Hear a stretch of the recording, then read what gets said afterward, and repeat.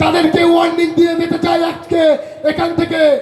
আগামী দিন আমাদের কর্মীরা তোমাদের সঙ্গে এখনো পর্যন্ত নওশাদ সিদ্দিকীর আদর্শ মেনে ভদ্রতার সঙ্গে ভালোভাবে তাদের টাকা পয়সাগুলো ফেরত দিয়ে দাও, রেশনের চালগুলো ভদ্রভাবে ফেরত দিয়ে দাও। আর নইলে আগামী দিন তোমাদের কি ব্যবস্থা হবে গণতান্ত্রিক পদ্ধতিতে তোমরা কিন্তু ভেবে উঠতে পারবে না। অনেকেই তৃণমূল কর্মীরা যারা টাকা নিয়েছিল 40,000 20,000, তারা নাকি বলছে যে টাকা দেবো না, যদি টাকা দিতে হয় বন্দুকের জানলা দিয়ে গুলি করব।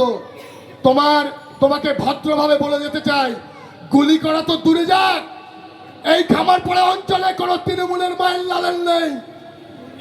এই লুটে খাওয়া সিন্ডিকেট রাজ মানুষের, গরিব মানুষের রক্ত চুষে খেয়েছো, এরকম কোনো মাইল লাললে আমাদের একটা কর্মীদের গায়ে একটা হাত দিয়ে থাকো, বন্দুকের নল তো দূরে যাক, ওই দিনকে তোমার ব্যবস্থা করে ছেড়ে দেবো, স্পষ্টভাবে এখান থেকে জানিয়ে দিতে চাই।